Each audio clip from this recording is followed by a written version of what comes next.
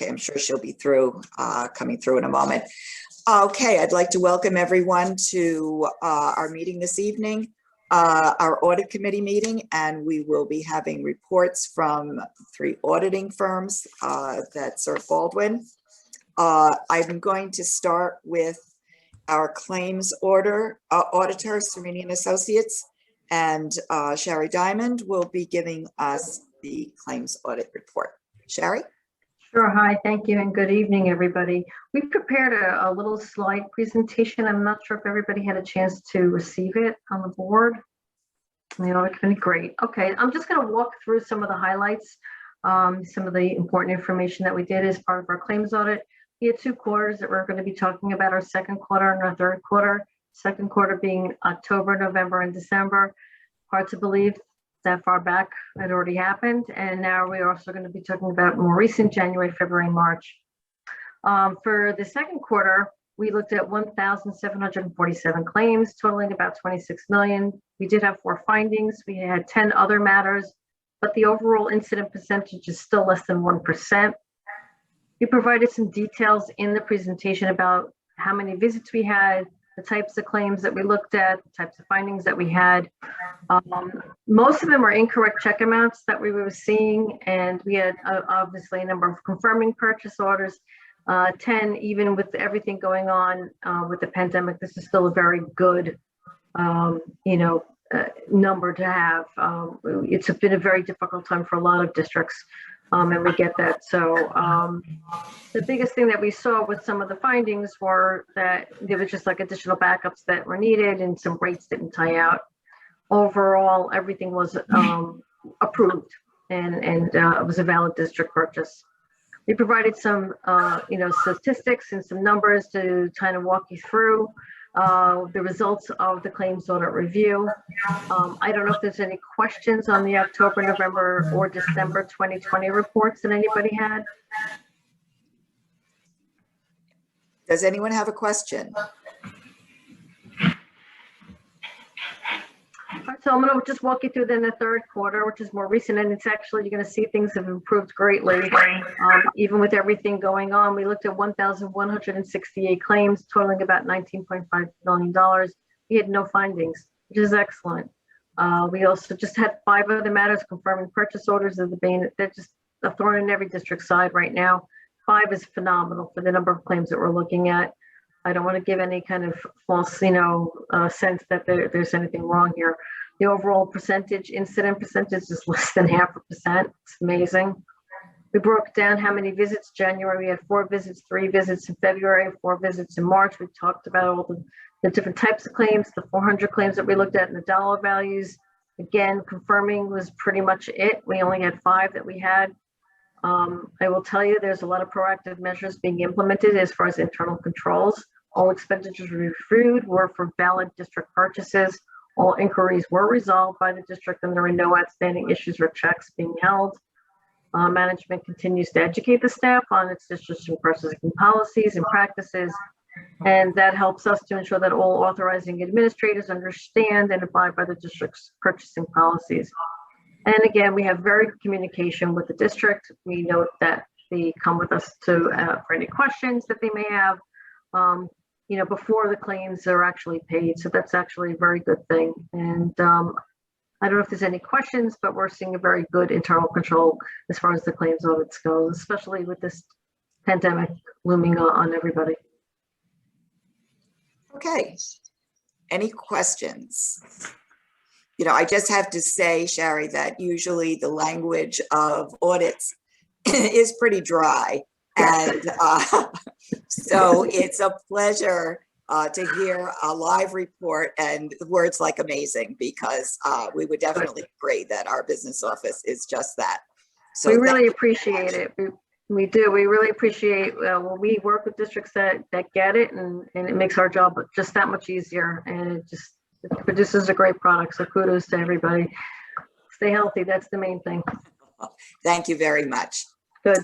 Thank you. Okay. Thanks. Take care, everybody. Good night. Night.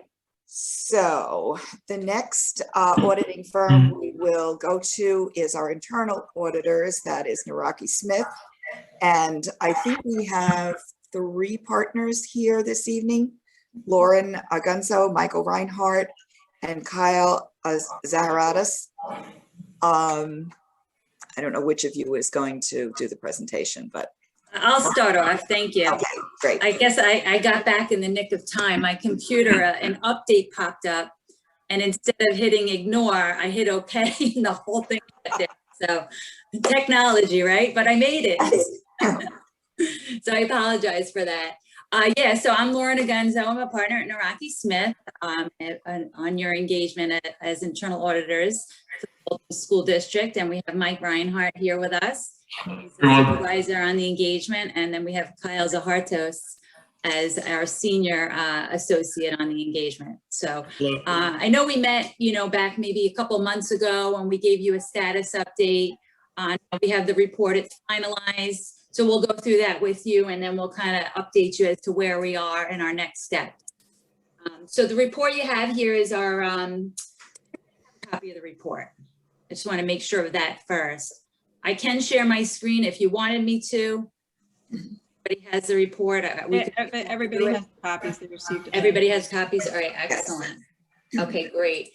So we kind of gave you some highlights last time.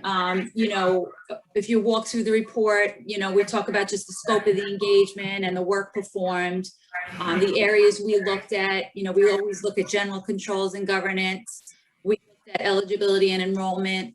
We looked at payroll deductions, termination, Medicare Part B reimbursement.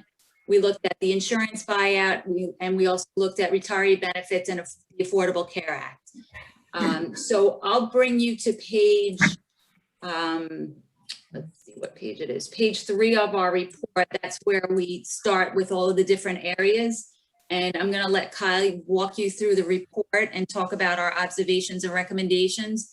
And if anybody has any questions as we go along, just, flag us down or, raise your hand and we'll stop and, and let you ask your questions. Kyle, you ready? Yeah, sure.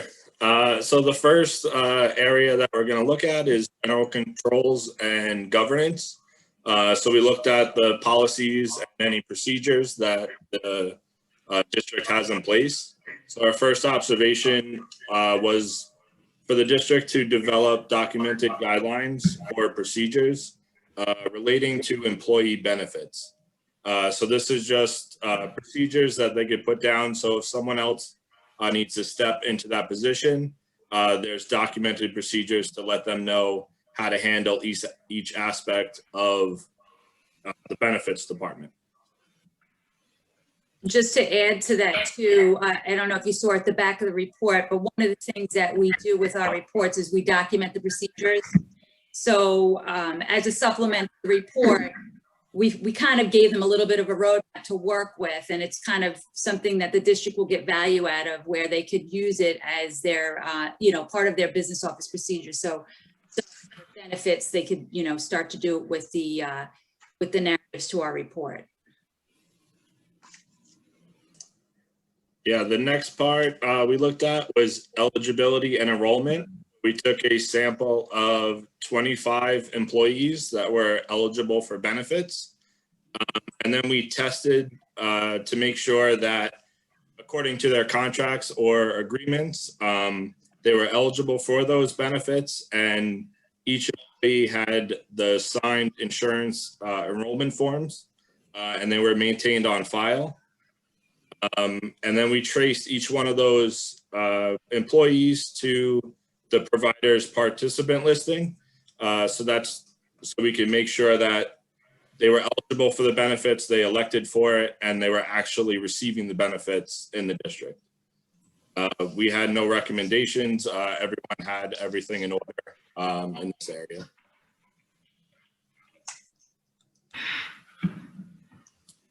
Next, we took those same 25 employees and we tested to see if they were having the correct medical deductions withheld from their paychecks. So we referenced the bargaining units or individual contracts, and we made sure that what was being deducted out of their paychecks were in accordance with those agreements. After testing that sample, we had no recommendations in this area also.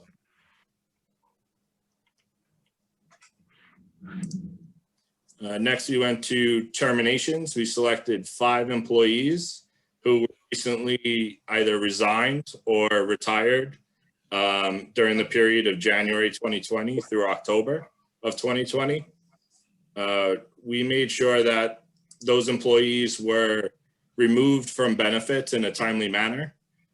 And if those employees were removed from the district, if they were electing any COBRA payments, that those were properly being billed out and collected by the district. We also had no recommendations in this area. And Kyle, if I could just jump in just for a second, just for clarification purposes, I know the language used there is termination, but it does represent, as Kyle alluded to, any separation, whether it be a retirement or otherwise. Yeah, it could be a lot of different reasons. Employee just resigning from the district. So even though it does say terminations, it's not every one of those employees were terminated by the district.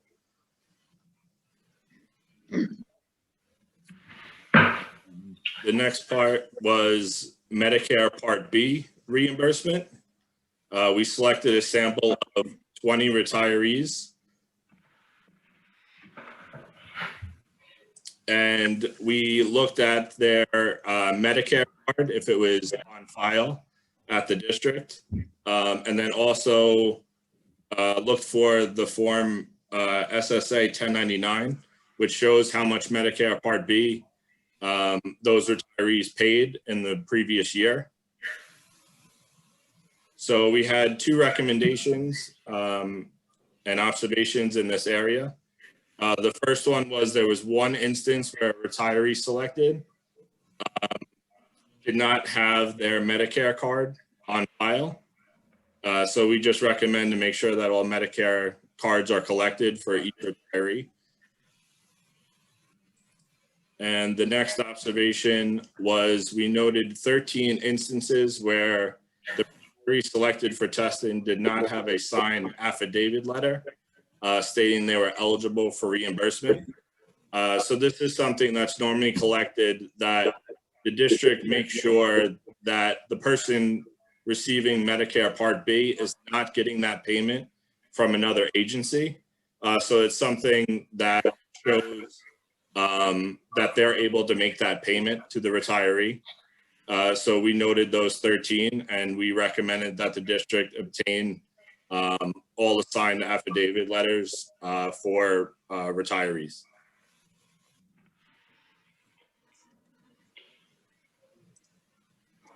The next section we looked at was benefit buyouts.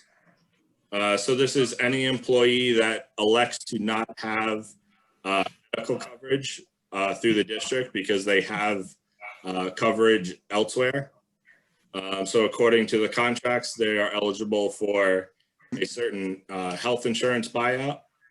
So we took a sample of 15 employees who received these buyouts, and we verified that their payments were correct and that they also weren't on any provider listings to make sure that someone getting a buyout wasn't also getting health insurance through the district. So we have 2 recommendations in this area. The first one was we noted one instance where an employee selected did not have a signed form on file. We notified the office about this one instance, and after the finding, they have taken corrective action and obtained the signed form from them.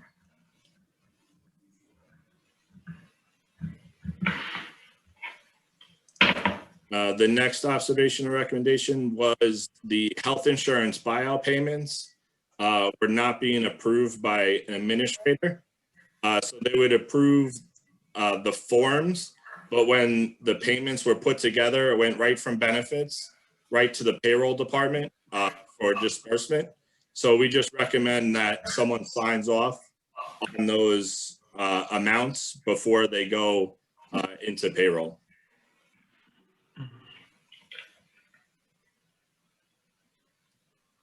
The next section is retiree benefits. So we took a sample of 20 retirees from the most recent health insurance invoice, and we made sure that all retirees met the age requirement, and all retirees were reconciled to the health insurance invoices.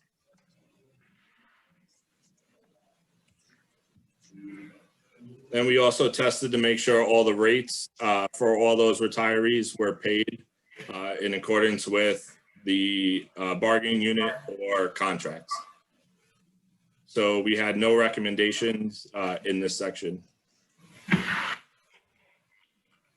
And the last part we looked at is we took a look at the report that was put together by Seneca on the Affordable Care Act. We have noted here that the district was in compliance during the last measurement period, that they provide coverage to at least 95% of its full-time employees. And the district provides coverage costs to at least 9.78% of the employees' household income. So we had no recommendations also in this section. Do we have any questions on the report or any of the observations and recommendations so far? Not I. No? Okay. So our risk rating for the benefit cycle, we rated it as a low, which is excellent.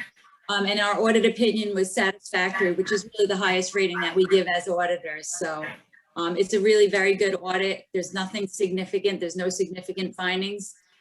Benefits is a big area of the district.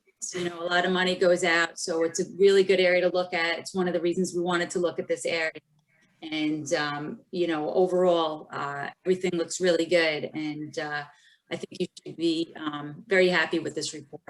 And I just want to thank everybody too, you know, all the benefits clerks and James and Jennifer for all their cooperation. I know Mike and Kyle can speak to that more about, you know, the back and forth that we go through and all the behind the scenes work that goes on, you know, getting this information for us and answering our questions. So we really appreciate the cooperation. Thank you. Thank you very much, Lauren. Once again, I have to say words like satisfactory are a little on the dry side. You know, I want to be able to say, yay, business department, wonderful job, you know, terrific results. It's really great to hear. And you know, I just want to make sure that just satisfactory means more than that. It really means that there is no problems to speak of. And the fact that the risk is low is something that gives us all a great deal of comfort, since we're responsible for the community's money. Absolutely. I think it's very important that, you know, why we come here and we present the report, and kind of a little bit of more color to it than just the ratings that sit in the report. But it is an excellent report, and it is something that you should all be very proud of. Thank you. We certainly are. Okay. All right. I think then we will move on to our external auditors, Colin and Danowski, and welcome Chris Reno. Hello, everyone. To Lauren, we were saying about running the updates. So when we had the our first Zoom meeting a year ago this month, my camera wasn't working, so I decided to reboot like 2 minutes before the meeting was started. And I had the manager in his office, I was in my office, and all of a sudden it started running the update and it was like 1%.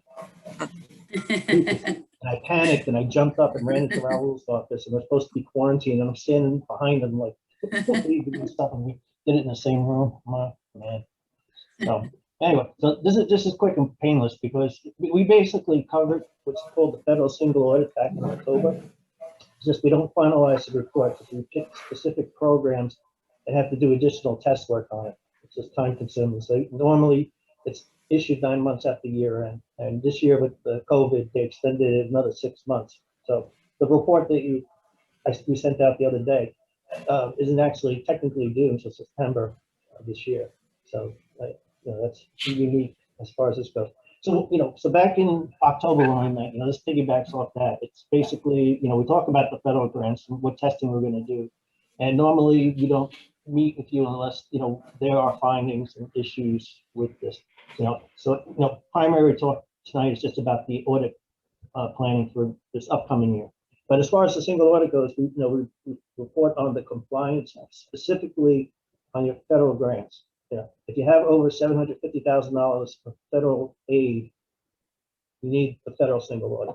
And you have like 1.86 of federal aid this past year, which we all work up, when we do the initial, the field work audit. And we do all pretty much the testing that we're going to do to determine which are going to be the programs we're going to test. So basically, so we talk about compliance with specifically the major programs that we call a type A program. And then we have the opinion on the expenditure report, which tells us that $1.86 million of all your grants. And then the compliance on the internal controls over, the compliance, which is similar to the report that's in the regular financial statement, which is the report on internal control and compliance, just in general. So, so obviously, we didn't have any findings in the audit, with financial statement audit. There's no findings here either, because we would have to talk about, questionable costs and things like that, or procedures aren't in place, specific to each of the programs that we test. So, so there's no things to comment. So you'll see a page where it's just like a one line of nothing to report, and then follow up last year, nothing to report. So, thumbs up, great job as always. so it's a clean report, because we have some places where they change policies that they need to incorporate into their district policies, so, things like that. So those are findings. And then we have places, remotely rare where, their school lunch program is reporting improper amount of students, collecting too much money, things like that. And we rotate every 3 years. So we look at, each year we're looking at different grants, that we consider type A, the Title I, special education, the school lunch programs, and a lot of the districts. So, it's a clean report, like I said. So, normally, we haven't, the opinion, everything's, perfect, nothing to report there. So, basically, we don't usually come to the single audit meetings because they last like a minute or two, unless there's problems. And that's when we actually will physically come in or, communicate with the board and tell them, listen, we got some findings here. We got to address them going forward. So there's always a follow-up from last year's to, nothing to comment. This current year, nothing to comment. So anyway, and as far as, what I sent over, to Dr. Robinson today to send out was the audit planning, plan for this upcoming audit. And, basically, it's more of a, same pretty much every year, nothing much changes. We just talk about some new GASBs involved or new procedures that have to be in place for our audit. So it's pretty much the same audit as you've been doing in the past. So, so we already got, the week scheduled out, so we come in 2 phases, like I mentioned back in October. So we're going to come in to do the initial, risk assessments and, tests before the year end. So we're coming in the week of June 14th, it's scheduled for right now. And then once the books are closed, and you close your books early, like I said, it's unheard of. You're ready in like the last week of July, not even a month has passed. It's like, so that's amazing. So we're actually, set for August 9th this year. And then, so then we put everything together in September, we got a document, and then we come back with you in October. That's the important meeting. That's where we spend some time going over the procedures, any findings that we have, so like I said, last year, there's nothing to even discuss, we just tell you the process. And then we issue the reports, and then, so it's usually right after the meeting.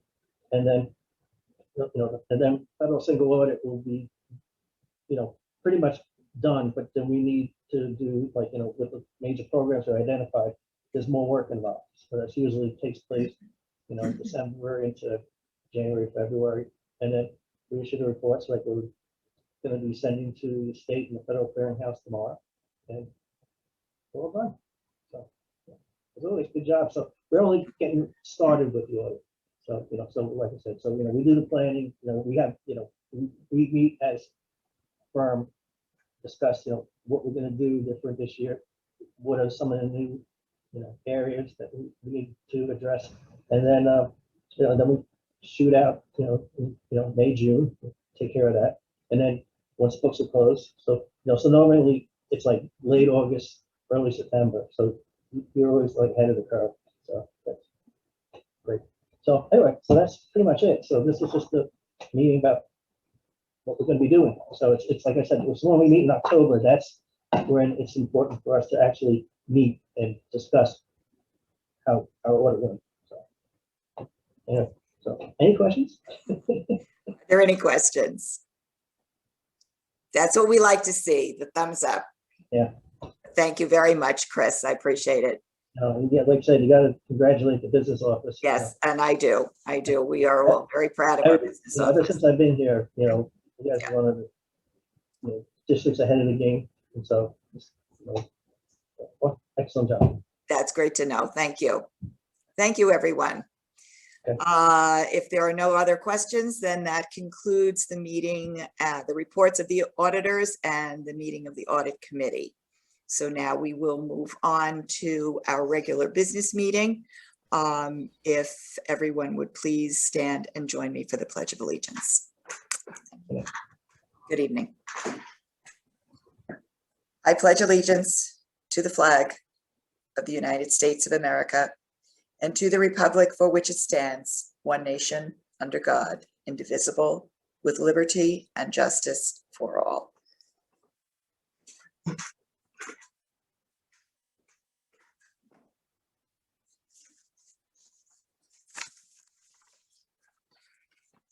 Okay. Okay, the Board of Education accepts the minutes of the Board of Education meetings held on March 3rd and March 10th, 2020.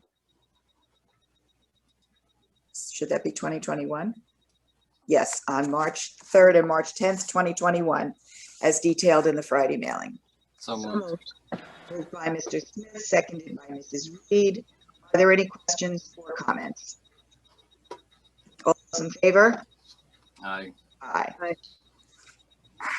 Board of Education acknowledges receipt of the treasurer's report for the month of February 2021 as detailed in the Friday mailing. So moved.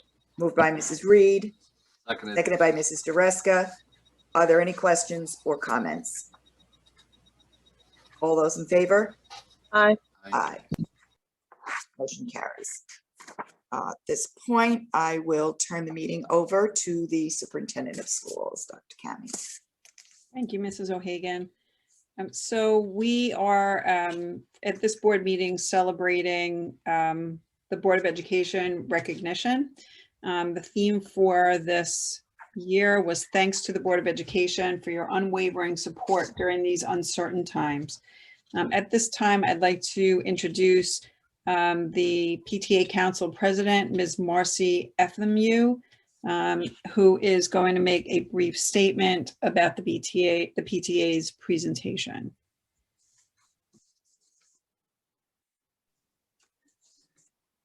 Good evening. Can everybody hear me? Yes, we can. I'm Marcy Efthamiou, President of the Baldwin Council of PTAs. Every April, the PTAs of Baldwin honor our Board of Education who go above and beyond for our students to make sure they get the best possible education in every instance. Some that are unforeseen. Since the pandemic started, we can no longer thank them in person like we usually do. So we have a video presentation from the PTA units with each of them will have their special messages of thanks. It's going to start with the high school and then trickle down to the elementary school.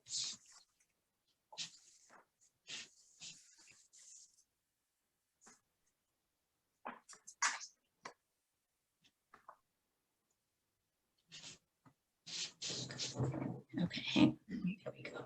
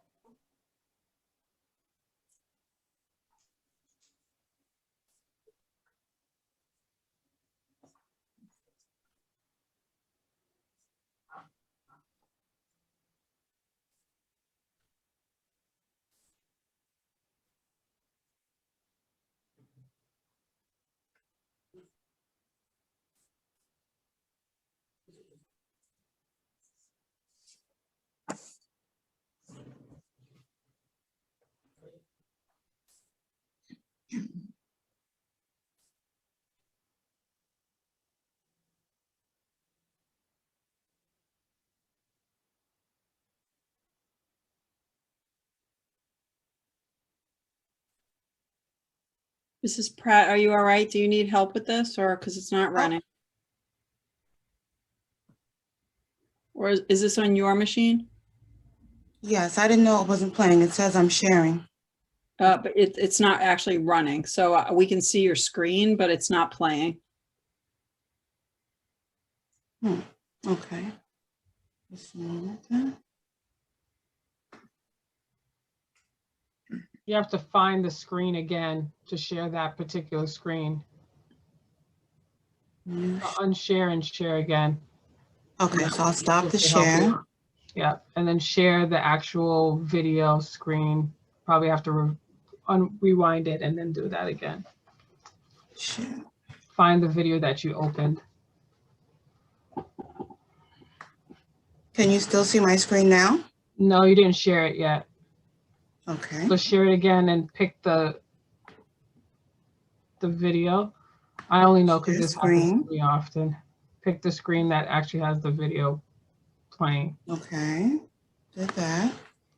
Can you see my screen now? About to, but no, but now it's in your folder. Okay. Did you open it yet? There you go. But it's not gonna, it won't play that. You might have to you have to, so unshare your screen and then open that video that's playing, unshare it.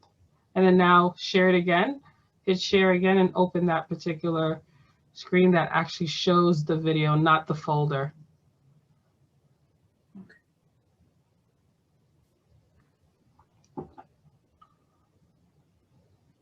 So hit share screen again.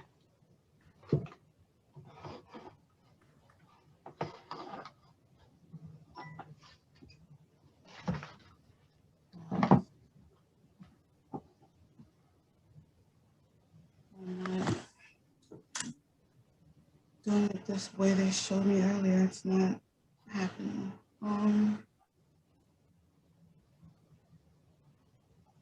If you want to send it to me. Oh, it's too big. Oh, okay.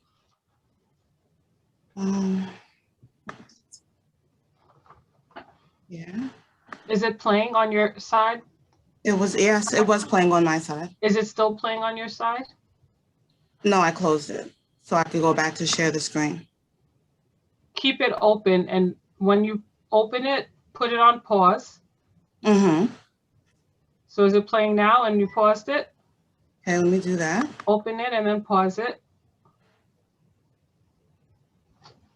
It's on pause. Okay, so now share your screen. Well, now I can't see the Zoom panel. Minimize just minimize that. Minimize Okay. that. Yeah, Here's my minimize Zoom that panel. window. Share my screen. and then find it. It's still showing the folder though, not what's paused. You don't see that as an option, the actual video that you opened? Select the window. None of the windows that I'm seeing are the actual video. It's just that folder area. If you, I'm still just seeing the folder. yes.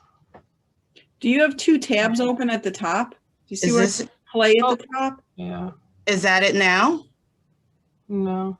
I don't understand what happened from. So if you minimize that page, the only other way is for her to share her desktop, but I don't know what else is open on that on her desktop. That's why I was. It's just, I just have this set up to play. So I'm pausing it again. Let's pause. I'm going back to Zoom. Meeting controls. I'm gonna stop new share. Dr. Cami, if she puts it in the folder, the shared folder that with the school board, will that help since it's so large? Can she put it in that folder and then we can try and open it? We can try that. It's just gonna Take a while. large folder.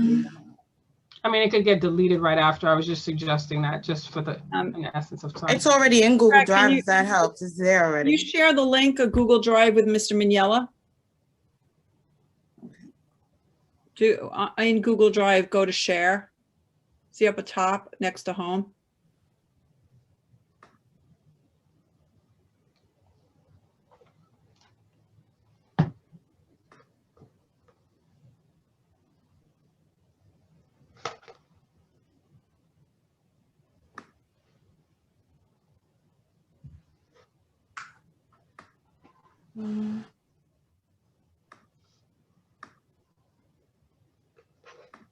Mrs. O'Hagan, are you okay if we switch order and while we work? Guys, I don't know why. And maybe go to the budget presentation and then come back? Sure, Yeah, sure. all right. Mrs. FMU, we'll come back to you, okay? You can It's stay fine. there, but we'll come back to you. All right. This is certainly an unusual budget year.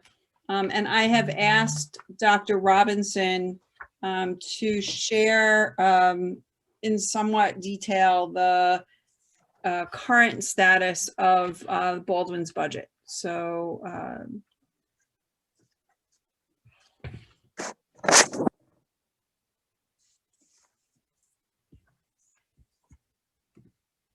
Great. So I'm assuming everyone can see the screen. Yes. Thank you, Dr. Cami. Let me just. So this year has certainly been a very interesting year, probably the most tumultuous year in terms of swings of forecasts. As you recall, back in January and February, when we first started to put the semblance of our budget together, and through the presentations back in February, we had talked about declines in state aid. We were in the negative compared to the prior year. So I would ask that you just recall the analogy that Dr. Cami had presented in those meetings, talking about the iceberg. There's a lot that is evident and we can see in the numbers, but it's very easy to get caught in the present, as I'll refer to it as. You know, our most prudent approach would be to really concentrate on three things right now. We have to understand where we were. We have to understand certainly where we are right now, and we have to target and plan where we need to go. You know, the bottom line premise, as we've talked about in all of the presentations, the curriculum presentations as well, we're focusing on developing the most robust educational system and certainly supporting that with the resources that we have. So through the presentation, I want to show an update of where we currently are. This process is really the culmination of our budget development process. And then we're going to have to go back and just kind of reflect on where we were and make those comparisons, just in an effort to make it as easy as to understand as possible from where we were and how we got to where we are right now. So if you look at this slide, this is our current state of affairs in terms of us projecting our revenue budget. We had finished the expense budget a long time ago, and we had talked about the gap that existed, and we'll go into more detail about that. But right now, if you look at that top line there, there are two lines in particular that are of critical importance right now. It's the all-state aid, and we're forecasting the $2.3 million number. We'll go into more detail about how we get to that number. And then if you look at the bottom of that, the property tax revenue of $1.7 million, that's the 1.74% tax levy increase that was proposed. So let's talk briefly about the things that have changed in the New York State budget. I'll go back to January when we first saw the governor's executive proposal. That's the very preliminary plan. And then certainly the legislative budget, which was released at the end of March, beginning of April. So first of all, the foundation aid increase for all districts, that is in this budget, along with a plan to fully fund the foundation aid formula. We're going to talk a little bit more about that. And the plan is to fully fund it over 3 years and provide further updates and adjustments based on student need measurements. I just need to really emphasize a word of caution here. If we look back at recent history, this is not the first time where the state has committed to fully fund our foundation aid formula. And due to economic reasons, when things kind of unfolded, they altered course. So while this plan is welcome with open arms, and certainly the increases in foundation aid that we received this year is just a welcome, I'll say, necessity for our operation, we have to be very cautious about how we're going to do our multi-year planning to make sure that we have the resources to sustain the operation as we see it. The legislative budget now also includes the rejection of the governor's proposed local funding adjustment. That was a cut of $4.3 million. If you can recall back to the February board meeting, we had that local funding adjustment there. It was a negative 4.3. And then on the bottom side of that equation, there was the federal COVID stimulus equaling the same amount of money. So basically what was happening back then from, I'll say, January through February was the stimulus money was coming to the state. The governor had basically withheld it from school districts as a reduction in their state aid. So the bottom line was school districts were at net zero in that component of his proposed budget alone. The other significant development in the legislative budget was the rejection of the governor's proposal to consolidate the expense-driven aids. You may recall, again, back in February, all of those individual expense-driven aids were consolidated into one component called service aid. It would make it very difficult for districts to really plan and understand the returns they would get based on the ratios that exist, district by district. That has been taken off the table. The expense-driven aids are outlined as they always have been. And you may also recall that there was a limit, a cap basically on the amount that the governor was going to place on expense-driven aids. That cap is not there. The other thing that was very confusing about the governor's executive proposal was that they now included STAR in terms of a quote-unquote aid. We know from our past conversations that that's apples and oranges. The STAR is really a rebate to local homeowners, and that rebate the state makes up and provides to districts to make districts whole. So that's been taken off the table as well. The expansion of the governor's proposal for aid related to transportation, which was used for student meals and instructional materials. What's interesting about this development is that it goes from March, when the original closures were starting to take place, through May 7th. May 7th was the extension of the executive order to basically close schools for the rest of the year. This has little impact on us right now because of the situation that we had with our own transportation, but we want to keep a close eye on how this materializes over the course of time now.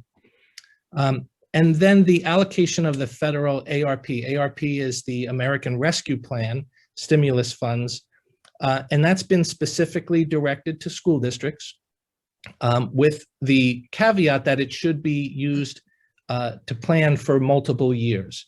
I want to stress, and again, we'll go over some more details, but the federal funding that we have, both in the first round and the second round, in the state aid run, it says very clearly these are estimated aids and we do not have them yet. So to plan on it right now would be rather risky until we see how things unfold. And also tied to that are some other caveats where the school district is required to develop a plan to utilize those funds. So we're in the process of doing that now. And the last component there is the rejection of the governor's proposal to eliminate prior year aid claims. For Baldwin, this represented about $440,000. And what's really interesting is, one, we just received some funding, $113,000. And the specific information that was sent to the superintendent was, it was originally applied for in 2005. It was approved to be reimbursed to the school district in the form of the aid in 2012, and now it's 2021, and they're telling us we're going to get it. It's only a portion of that, 113,000, so roughly, I'll say 25%. But we applied for this in 2005.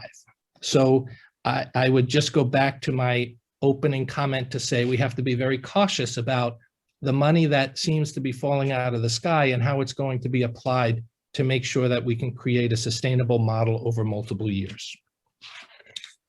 So let's go back and I'll talk specifically about that federal funding. So the first round was this $4.3 million. And when we go back to February, this was the amount that was represented as the local funding adjustment. Again, the state basically made it a negative in our state aid run. And based on the federal funding, it replaced it. So basically the school district was at net zero. Now it is separate and apart from our aid run. So it is a positive. Again, I'll stress we don't have it yet. And the state aid run says it's estimated. So a lot of things have to happen before we will really account for how that will be spent and certainly the expenses, tied to it and the revenue that we're receiving from it. The American Rescue Plan is tied to President Biden's $1.9 trillion package. So this is a new number. Again, it's estimated. Both of these categories, it is very likely that these will have to be applied for. So it's not a guarantee that we will get it. There's certain criteria on things that it can be spent on. And specifically, as of just 2 days ago, SED had identified that these amounts will be accounted for as grants and aid. And that basically means it will reside in our special aid fund. So it will have little impact on our general fund in terms of fund balances and those other conversations that we have. I want to just, I'll say, caution from a communication standpoint. We are going to put a great deal of due diligence into planning how to utilize this funding. I want to say that it is great news that it exists. But if you recall back to roughly 2008, when the ARA funding, we had a similar thing, a depressed economy, ARA funding was issued. The state utilized that money to backfill a lot of things in their own budget and basically created a funding cliff for themselves. That turned into, it was called the Deficit Funding Act. And then that turned into, it morphed into the gap elimination adjustment.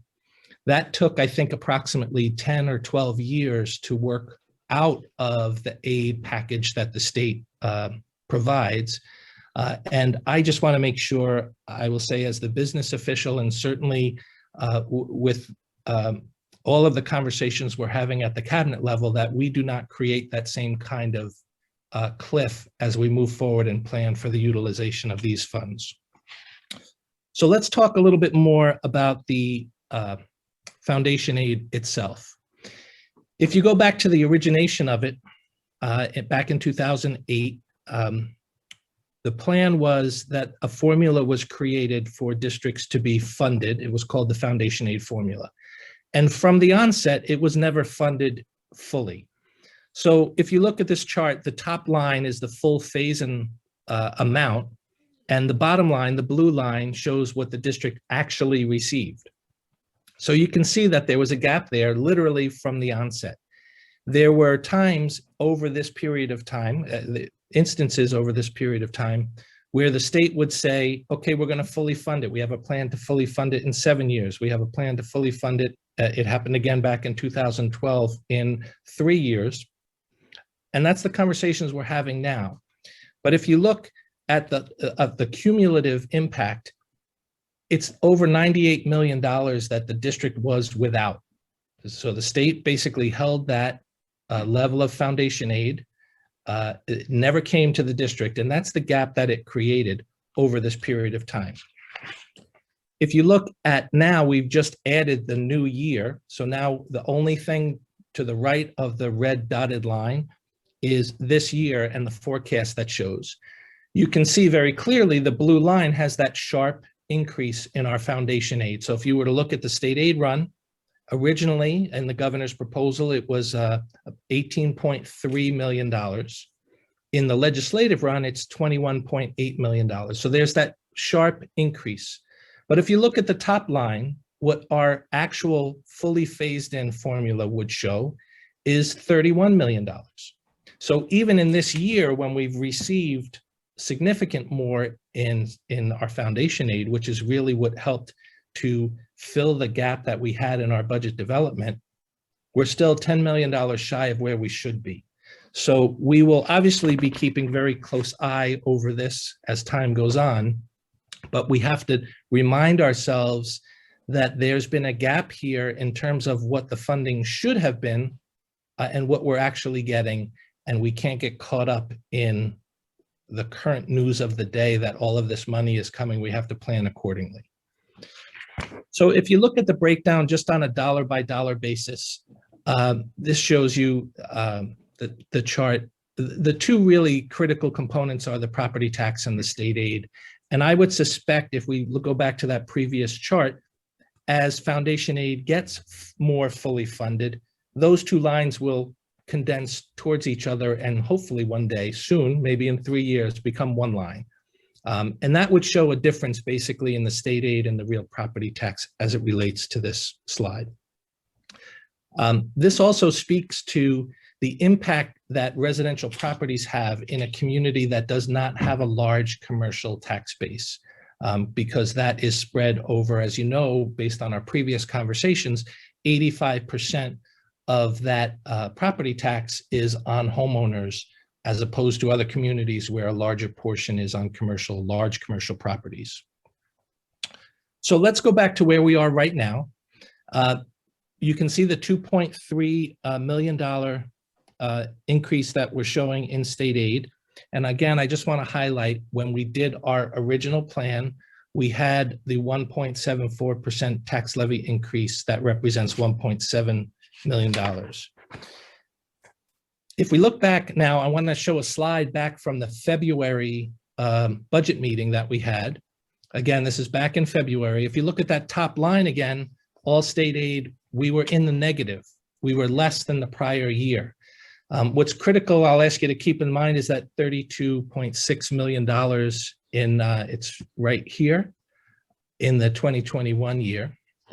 But what's also critical to point out is the $1.7 million in property tax levy. That was something we had planned for and calculated back in January and February. So at the conclusion of our development back in February, we had talked about the gap that existed. We had developed our expense budget, and that represented all of the programs and systems and everything that the administration and the district as a whole put together to continue the pathway and the vision that the board has set in terms of our programmatic benefits to our students. But it was unequal. Our budget revenue clearly was less than what we had in expense, and that represented a $4.5 million gap. It's just the difference between our revenue versus expense. So I want to just show a summary now of how we got to where we are now. So if you go back, the first line there represents, based on the governor's executive proposal, we had forecasted that we would be $2.1 million shy of where we needed to be. When you look at our state aid run, you'll see year over year, there's an increase of $4.3 million. Again, this goes back to Dr. Kami's analogy in the February meeting, but you can't just look at the tip of the iceberg. You have to look underneath the water and see what that really means.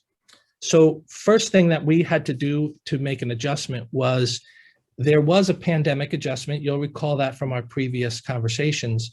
And that was the state basically taking away $511,000. That doesn't show up in the state aid run now. So we've backed that out, and that is the first line there. There's been a lot of conversations about the universal pre-K at this point. I would say, philosophically speaking, the district supports the concept and the programmatical value in setting up our youngest learners for success. But we're getting this news now. To develop a robust program meaningful enough for delivery to our students by September is going to be a challenge. We're working on that now.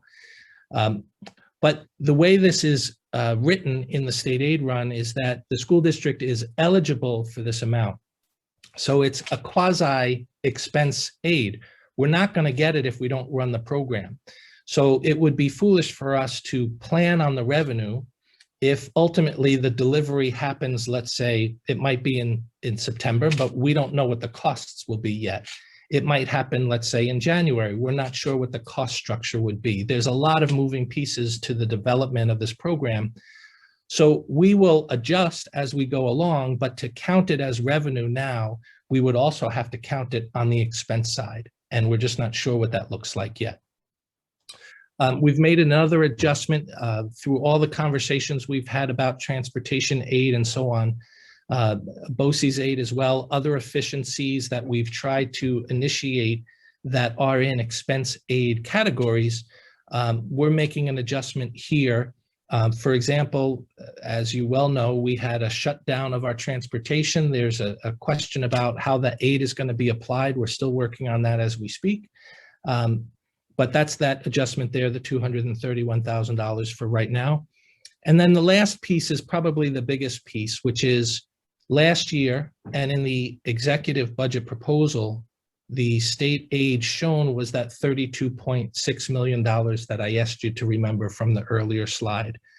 When we look at our state aid run now for 21-22, it's actually $31 million. It's lower. So our challenge is, the state runs their formulas and runs their numbers, and we're looking at what we're going to get. Essentially, it's going to be less than what we had included in our from the executive budget when it was introduced back in January. So looking at that, that's how we come up with that $2.3 million that we're forecasting in new aid, additional aid for the 21-22 school year. So going back to February, we had outlined that we had a $4.5 million gap. Basically, the increase in state aid now has filled that negative that's shown in the first line. And the increase in aid has also added $2.3 million, which gives us that $4.5 million at the bottom of the screen. And that is basically how we have balanced our 21-22 proposed budget. By regulation, we have to show the three components. And this is the breakdown of those three components. You'll see in the circle at the bottom there, the 142 is our expense budget. And the revenue side of that is really made up of our tax levy, which represents the 1.74%. And then the 42 million is all of the other income, which includes state aid, use of our reserves, pilots, our appropriated fund balance, and some other miscellaneous items. We break down our expenses in 3 components. This is again part of the regulations. You can see the green part of the pie chart is 75, just north of 75% goes to our program. The administration is at 11.68, and administration, I just want to remind, is not administration like an administrator. It's the category of all of the things, including Board of Education and so on, that happen to basically manage the school district. And then our capital component is at 13.13%. So as a recap, our property tax cap is at 1.74. That represents the $1.7 million that we've talked about. That is compliant with the New York State tax cap calculation. And as we discuss in every budget presentation, when it gets to this time of year, there are rules for contingency budget. If the budget is defeated twice, this is the same rules that have existed in recent years. The district is forced to go to a 0% increase. So what's really important to go back and look at and remind ourselves of is all of the new state aid that came. I know comments in the newspapers and comments from individuals have been, there's been a windfall of money, and true, there has been. But the reality of that is that windfall, that increase, and it is a significant increase, more than I think any district has seen in many, many years, has filled the gap that we had.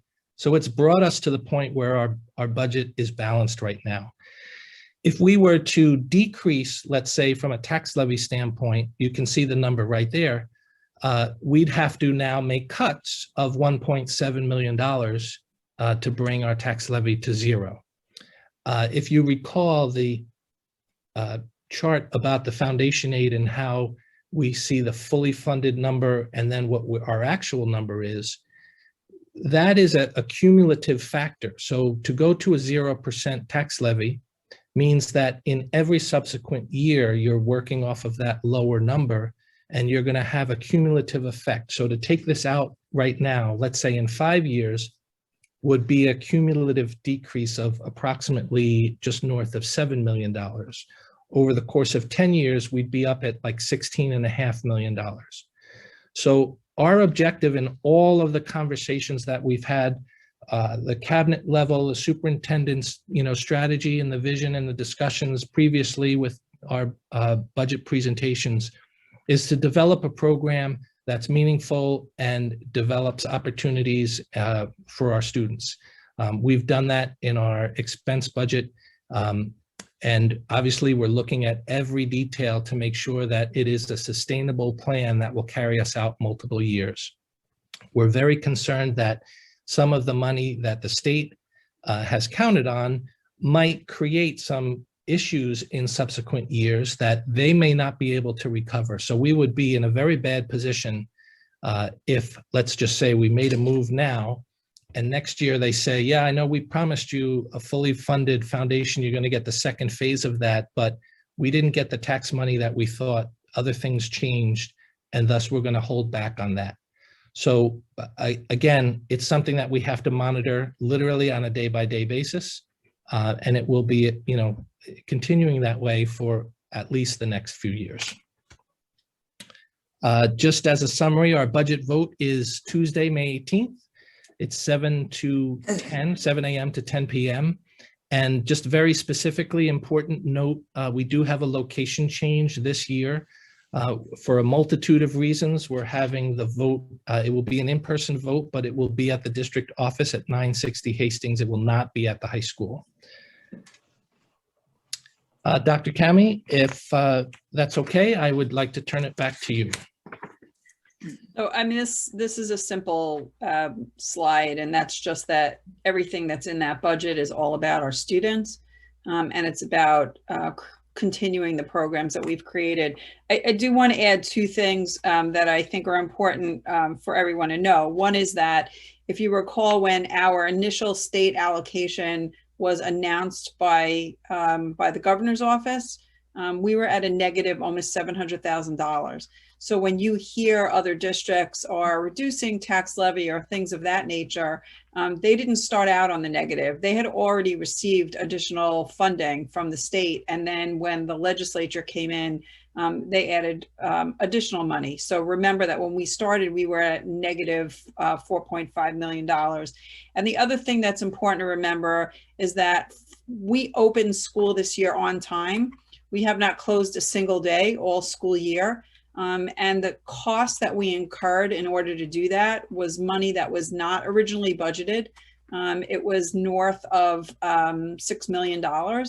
And that included being able to buy technology for our students. It included 11 additional positions at the elementary level to keep class sizes small so that we could enforce the 6-foot distancing. It included additional cleaners so that in every building we were continually cleaning frequently touched surfaces, as well as keeping our buildings disinfected. And lots of other things like that. And so our costs this year were significantly higher than was originally budgeted. And all of that plays a role in making sure that we can balance the budget going into next school year. So again, you know, all I ask is that when you consider the topic, just remember the picture of the iceberg, because it's not what is just being presented to you above ground. It's what is the real story, which is below the surface. Questions from the board? Mary Jo, I'll leave that to you. Okay, Annie? Dr. Robinson, can you explain to me one of the slides again? I didn't understand it. I think it was slide 8 or 9 that had to do with, I think it was CESSR, the two, one was the coronavirus. The two federal yes, please. allocations. You want me to go back to it? Yes, that'd be great.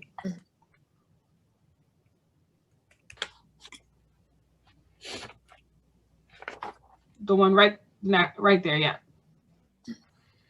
So are these given or you have to apply for them? Or So great question. The allocation, and this is shown on our state aid run, this is our allocation. So if you were to read it right there and stop, you're going to think you have that money. What's buried in the details is that there are criteria in terms of what it can be used for. The analogy I would use is, we had applied for significant funding through FEMA when we first entered into this whole COVID experience. Based on what we applied for and then what was allowable based on what FEMA, dictated their criteria, we're scheduled to receive just a fraction. So I don't want to say this is the same thing, but this is our allocation. The state aid run says very specifically in the details that this is estimated.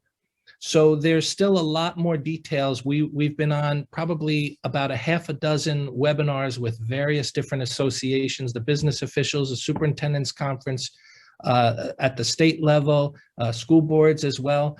A lot more information is going to be coming out about how this will really unfold. The detail that we do have is that it will be accounted for as a grant in aid. The suggestion in that language is that there will be criteria that you have to meet and it will have to be applied for. And it is very specific that it should be accounted for as we indicated in the special aid fund. Okay, so we have to meet certain criteria, apply for it in order to receive it. I would say that the concrete answer to that is that's what we understand today. At this time, okay. Right. Okay. And these are, the second one is new as well, the American Rescue Plan, or was this something? Okay. Yeah, this one is as of March. The first one was released in December. This is part of President Biden's $1 trillion, big, huge package. Again, when it comes, the timing of it, I just want to say, and the superintendent and I have had numerous conversations about this. We are hopeful, I would say maybe even cautiously optimistic that it won't be like the other funding sources that we were approved for back in 2005 or 2012, and we're still waiting. I don't want to sound Right, cynical, but I do want to be prudent in terms of how we exercise the delivery and the utilization of this resource. The CRRSA is also something that we will have to meet certain criteria and apply for. That's correct. And also, just one other note, going back to the American Rescue Plan, that is the component that reserves 20% of the number for what they're categorizing as learning loss. So there's, that's one of the criteria. It has to be utilized for that, and the details on what constitutes addressing learning loss is evolving as we speak. We have some information on it now, but we have to develop programs kind of on what's a moving target right now. Got it. Thank you. Does anyone else have any questions? I don't see any hands up, so we'll move on. Thank you very much, Dr. Robinson. That was as clear a presentation as an unclear situation can provide. So thank you very much. Thank you. It was great. Are we We able can go back? Can we go Mr. back Mandela to is going to share his screen. Okay. Mrs. Efthamiu, Yes. can we bring her back on? She's on. She's on. Yeah. So we're gonna try the video now? Yeah, we're going to run that video. Okay.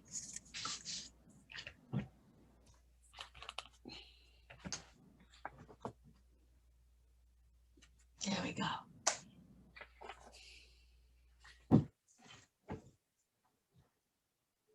Anthony, you got to deal with the sound. You have to mute, I think.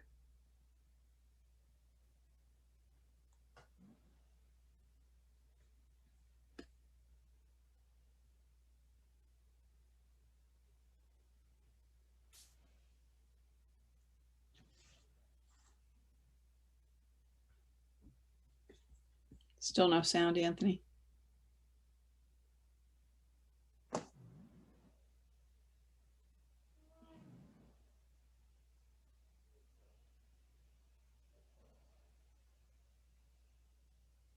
Making them blush with a return kind gesture. Yeah. No holds Yeah. barred.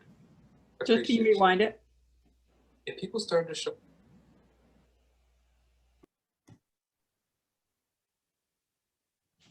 Hi, I'm Brianna Henry and I'm a sophomore at Baldwin High School. Thank you to the Board of Education for your leadership. As we express our gratitude, we must never forget that the highest appreciation is not to utter words, but to live by them.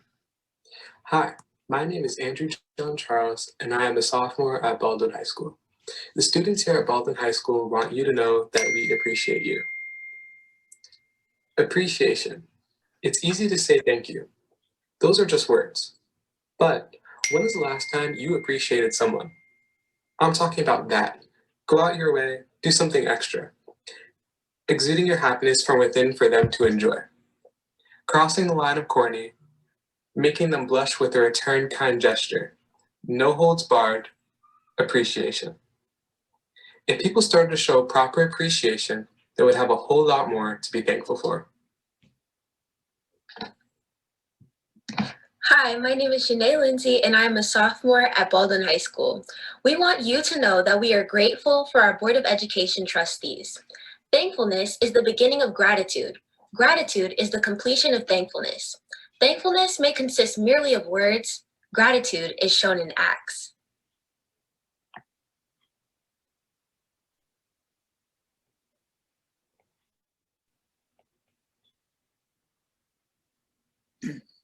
Oh, Lord.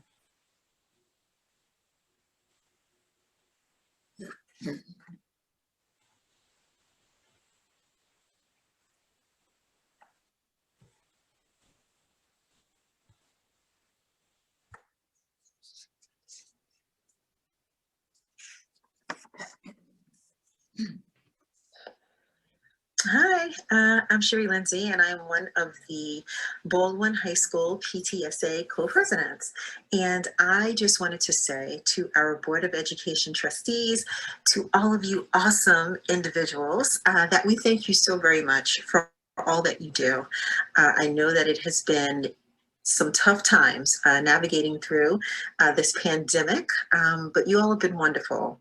And we are thankful that our children were allowed to go back into the building in September in this hybrid model, and giving them some type of normalcy. We appreciate your dedication, and we want to thank you for your leadership, what you give to our students, and also our Baldwin community. I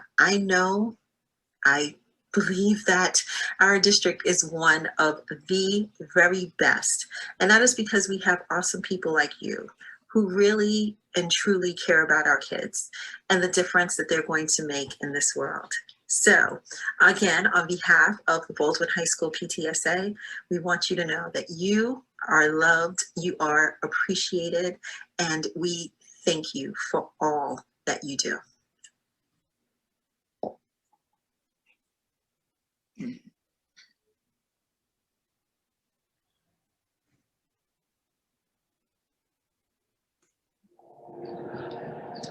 On March 13, 2020, the lives of so many changed.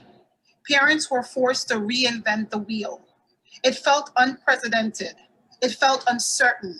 However, our students were resilient. That could be contributed to both our families and the support of you, the Baldwin School District. On behalf of the Baldwin Middle School PTA, we would like to thank the district for all their hard work. Thank you. My name is Chad Henry. On behalf of the 8th grade students at Baldwin Middle School, I would like to thank the Board of Education for the support they provided to our remote and hybrid students. We transitioned from full-time students to students learning to adjust to the changes caused by the COVID pandemic. Thank you for demonstrating that when life gives us lemons, we're able to make lemonade. Hi, my name is Emmanuel Tiong-Smith, or just Emma. And on behalf of all the 7th graders at Baldwin Middle School, I want to share these reasons why we appreciate our Board of Education. Number 1, thank you for looking out for all of us during our education this past year. Number 2, thank you for being our advocate. Number 3, thank you for setting high standards for achievement in our district.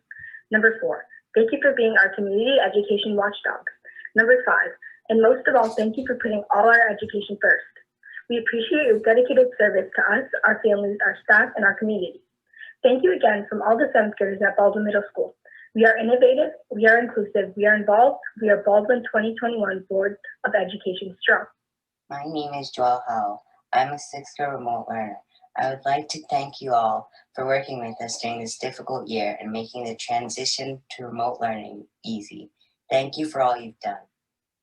Good evening. On behalf of Brookside School, I would like to thank our Board of Education for helping to support our schools, for ensuring that our schools stay safe and open during the pandemic, and ensure that every child gets the best quality education possible. Thank you. As members of the Student Council and the Character Club, we just wanted to start by saying thank you.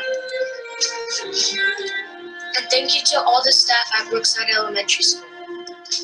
And thank you to all of the employees at the Baldwin School District for keeping schools open. And also maintaining safety at schools. We also learned so much about staying safe, and it's all because of you. We also wanted to give a huge thank you to our Board of Education. Thank you to all of the board and all of the members. We appreciate everything you do for us in ensuring our safety, education, and social-emotional learning in schools. Oh, my soul so weary. When troubles come and my heart burden be, then I am still and wait here in silence till you come and sit a while with me. You raise me up so I can stand on mountains. You raise me up to walk on stormy seas. I am strong when I am on your shoulders. Raise me up to more than I can be.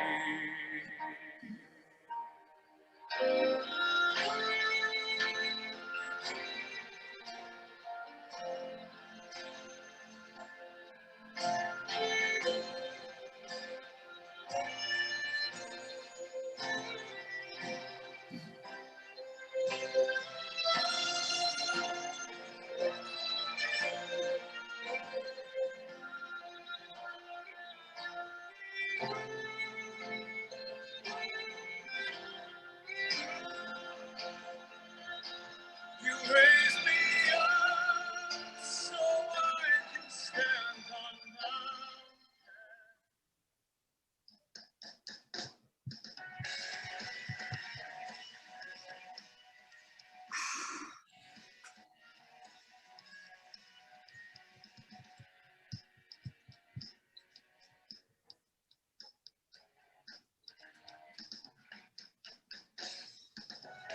You always kept us safe. Thank you for providing us with small class sizes, which helped us socially distance. Even though you were apart, we were still able to learn and be successful.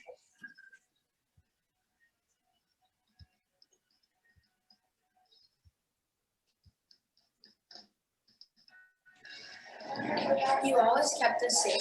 Thank you for allowing clubs to continue to meet. This year, we were able to have teamwork and student council work together to interview closet families about different cultures.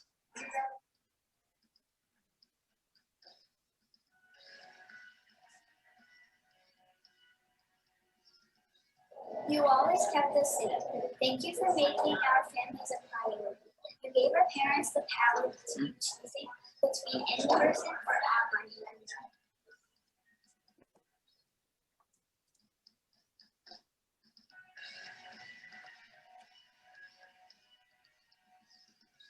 You always kept us safe. Thank you for raising the level of education by providing our students with technology. Not only do we have devices in school and at home, but we also love using programs like ABCR, BrainPop, Get Epic, iReady, and more.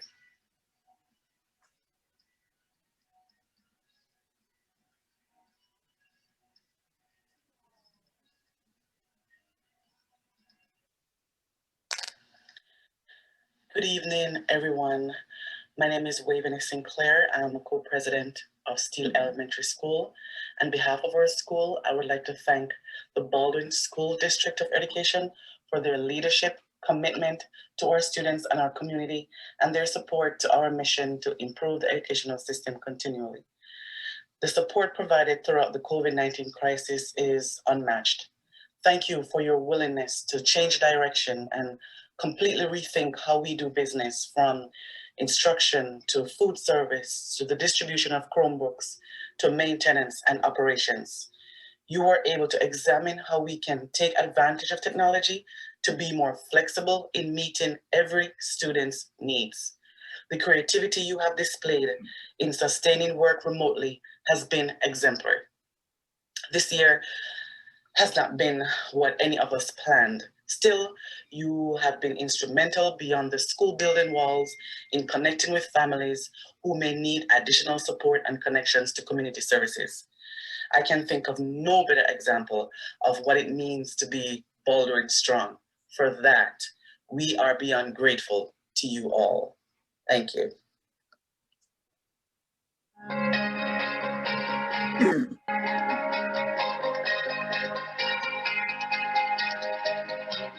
Thank you for this beautiful playground, and we appreciate your hard work.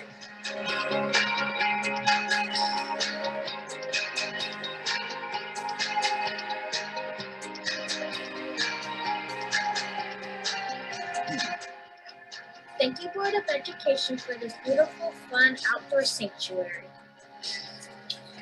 Look at us, even playing in the winter. We are having tons of fun. Thank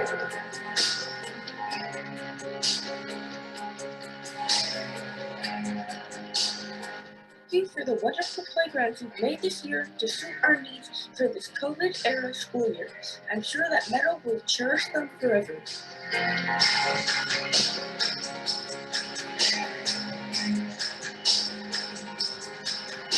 We really enjoy playing outside with the new equipment and appreciate your kindness and generosity. Thank you for education.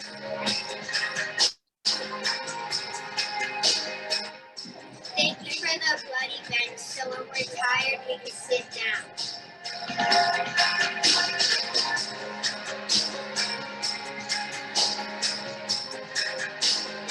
Thanks to Board of Education for creating a wonderful play environment like the track and playground.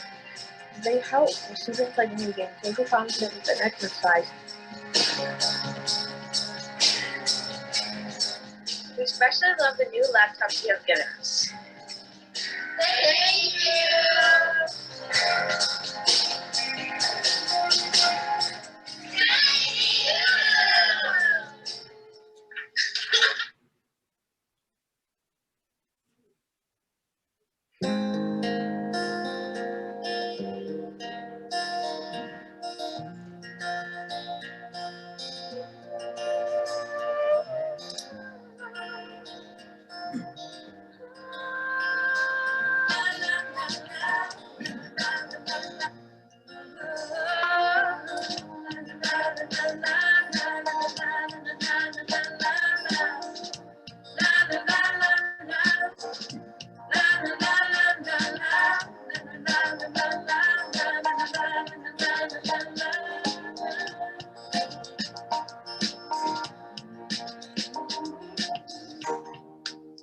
You've been so kind and generous. I don't know if I'm giving for your kindness. I'm indebted to you for your selflessness. My admiration for everything you've done. You know I'm bound to thank you for it.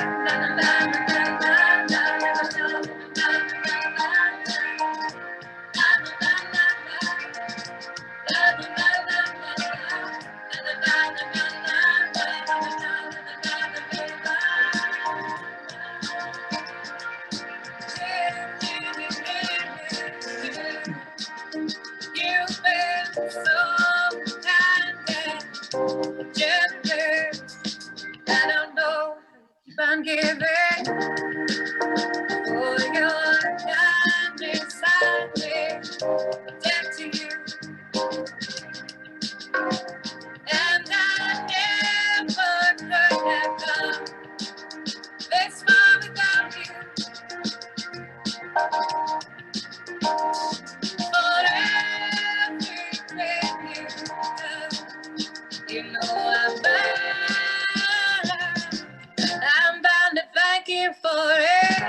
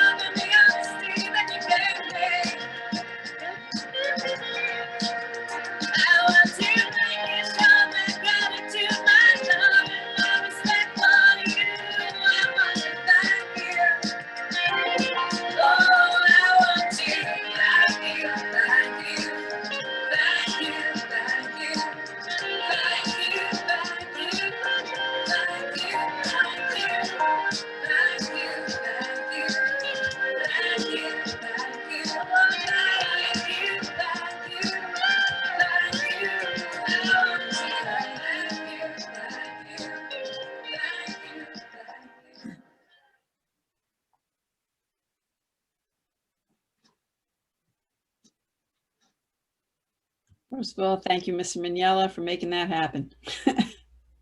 I mean, I know everybody's going to want to weigh in, so I'll just say my piece and let everybody come in. And it was spectacular. I cannot say enough. But I would just want to say that on behalf of the board, we are so fortunate to live in a community that is so supportive of its schools, especially this year. The patience and understanding you exhibited during this year has just been astonishing. And we appreciate the gifts. I know my room does not lend itself, but behind me are the blanket and some of the posters and the things that the children made. And I'm thrilled with them. Thank you so much. This was just wonderful. Now I'll give the others a chance to say their thing too. Karen, you have to unmute yourself.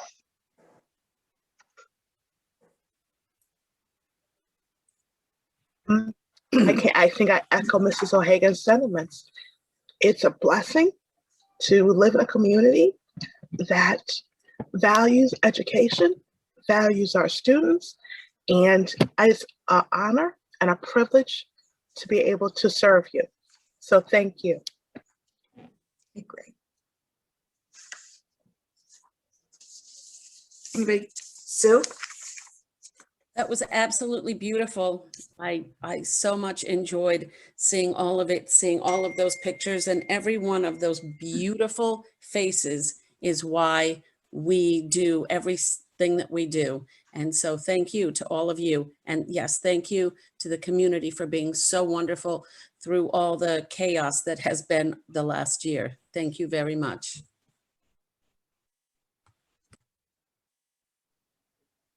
Okay. Annie. Yeah. So, you know, sometimes this role being a board member is definitely not easy, and it has its challenges, but it's videos like this and those faces that actually make it worthwhile, and hearing the thank you. Those two words just never felt so good. Today, it just touched in a different way. So thank you to all that prepared and put the videos together. And yes, the blanket that I actually was able to finally open today. That was very sweet treat, but most appreciated the support, and that was very touching. It was very touching. So thank you all. Okay. So we move on. Mr. Smith has anything? No? You're muted. You're muted. Can't hear you. Not muted. Can't hear you. Muted, but we can't hear him. Not muted. Oh. All right. Well, we finally silenced Mr. Smith. Yes. Can I just weigh in on one? You know, I just want to say that, you know, I've worked in a lot of places, and you've heard me say this before. When children are the center of what you do, you may disagree, you may see things differently, but if you keep kids at the core of what you do, you end up at the end in the right place. And I have worked in places where the board was splintered, and I've worked in places where the board was misguided. And I have worked in places where the efforts of the board did not reflect neither the community nor children.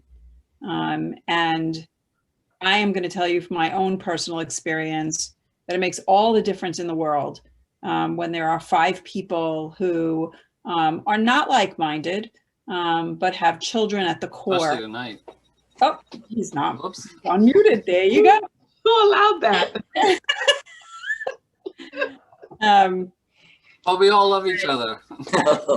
I just want to make the point that, you know, whether you're an administrator or a board member, this is not easy. It is very emotional. It is very taxing, and it is sometimes not very nice.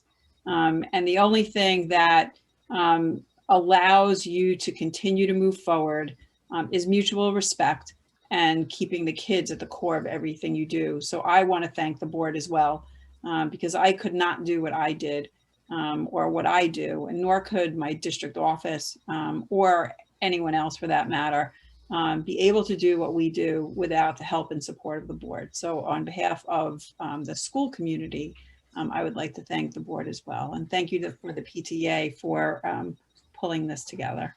Great job, PTA. Great. Really Thank you so wonderful, wonderful job. Dr. Kami, do you have anything else under your report to the board? I do not. Okay. All right, then we will move along to the comments and reports from the Board of Education. Before my colleagues weigh in, I would just like to make an announcement.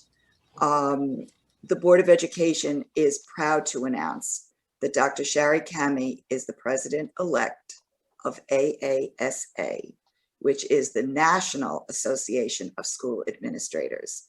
She will serve 1 year as president-elect, 1 year as president, and 1 year as past president.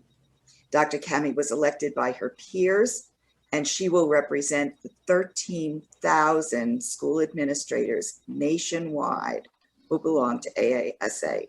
We are excited for her and for the focus on our schools that this honor will bring, as well as the connections and opportunities that may come to us because of her role. Congratulations, Dr. Kami. Congratulations.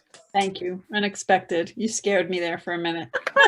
Dun, dun, dun, dun, dun, I'll tell you everything I'm gonna say.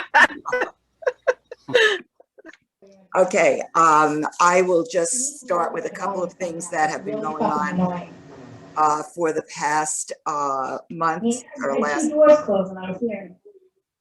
I'm sorry. Oh, I think that's a mistake.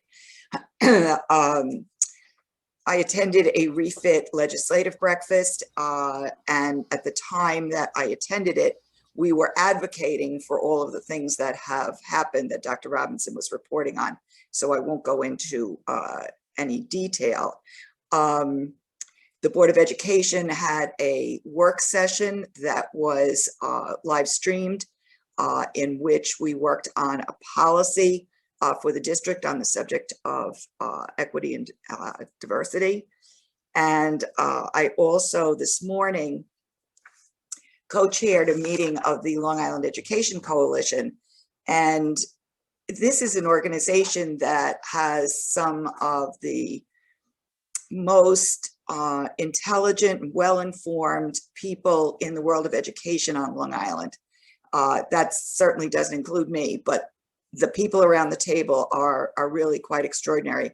And so the conversation circled around the fact that there is a perception, thanks to Newsday, that school districts on Long Island have come into a windfall of money and that it is a blank check. And I will not repeat what Dr. Robinson so eloquently explained, but what we were talking about is reflected very much in what he said, that the money that's coming to schools, both from the federal government and the state, there are restrictions on how they can be spent. Some of the money, as he mentioned, is supposed to address learning loss, although, as he also mentioned, the definition of that is unclear, and we will have to be spending a lot of our time, not we, but they will be having to spend a lot of time figuring out what that means and how it's going to translate for our district. And again, to reiterate what Dr. Robinson said, there's a lot of promises, estimates, and entailed requirements on this money.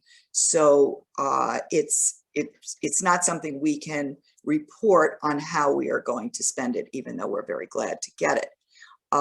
And just to add something to what Dr. Robinson said, we are very reliant going forward on the economic success of New York City in terms of the revenue that comes to the state. At this point in time, something like 80% of the state revenue comes from either Long Island or New York City. So we are very reliant on them for the aid that we receive down the line. So that's my report. Does anyone else have anything that they would like to contribute? Mrs. Dreska. I just wanted to give a quick update. I attended the Baldwin Chamber of Commerce meeting today and pretty much just gave an update about a lot of things that we talked about throughout the past board meeting in terms of the great work we're doing with collaborating with Malloy College, with the STEM program, and let them know about the academies that we're doing. A lot of the information that was in the Baldwin feed and what Dr. Cammie, you shared in your reports, but I just wanted to let you know that we, myself and Ms. Cools were there today, and we shared a lot of the great work that Baldwin School District was doing. So it was helpful, and let them know that the road show is coming up in the near future if they wanted to be a part of any of those presentations. That's great. Thank you. Yes, Mrs. Reed. Speaking of roadshow, I was at the PTA Council of Baldwin Council PTA meeting last month, as I am the liaison. I was only able to stay there for part of the meeting as I was chiming in during my break at work. But I did mention to them that, you know, we were in the process of developing a plan for roadshows for the elementary school, the middle school, and high school. And so I presented that, and I also, you know, asked them, you know, they are responsible, well, not they are responsible, but in the past, they have worked to vote to get, God, what is I forget, the consent vote? I can't remember the term, but so hopefully with us presenting the road show, they'll be able to do what they would like to do in terms of support or not support the budget. Usually they support it. And also just wanted to say that I'm very amazed, not amazed, but this is what we do in Baldwin. We, like the young man said in the video, when there's lemons, we do lemonade. And so I am very, I don't say, it just goes to show the things that we do in Baldwin, the PTAs are still, even though they have challenges with, you know, meeting virtually and doing things in a different form, a different way, they're still knocking it out the park with all the different activities that are happening in each building. So that's my quick report. Mrs. Cools. So as I am the liaison to the civic organizations, as Mrs. Dureska mentioned, I was with her at the chamber lunch today. And I think a couple meetings back, I had mentioned that they were doing a project of Honor Your Vet. They're having banners made up. You can go on to the Chamber, Baldwin Chamber of Commerce Facebook page, and you can order one of these if you've had somebody in your life that was a vet, is a vet. And they shared with us today, they actually had one of the printed banners there. They are absolutely stunning. And they're like 2 feet by 3 feet. And all of these banners are going to hang along Grand Avenue from Memorial Day to Veterans Day. And the deadline is quickly approaching. So if you're interested in doing this, as I said, go to their Facebook page and you can get the information. As far as the civic organization goes, they're trying to plan a food truck event at sometime early summer. It would be in the parking lot where the Historical Society is. They are hoping to do Oktoberfest this year, date to be determined. Next civic meeting, May 13th. And the June meeting will be the last one before the summer hiatus. And also the next chamber meeting will be May 12th. Location to be announced on Facebook. And in lieu of the traditional Memorial Day parade, which the American Legion was not able to get the okay for, the Baldwin Hot Rod Association is going to do a parade, and it will go north to south all the way down Grand Avenue, starting at approximately 10 o'clock. It's anywhere between 9:30 and 10. Last year they had over 53 hot rods, cars, and they're hoping to have maybe double that this year. It will end, of course, at Silver Lake with the memorial service that they do there. And I think that's it. That sounds like fun. Yeah. That's great. Thank you. Okay, anybody else? Okay, the next part of our agenda is questions or comments from members of the public. And if you have been following our meetings this year, we requested that people who have questions submit them by noon of the day of our meeting. So I'm going to read the questions that were submitted and try to answer them as best I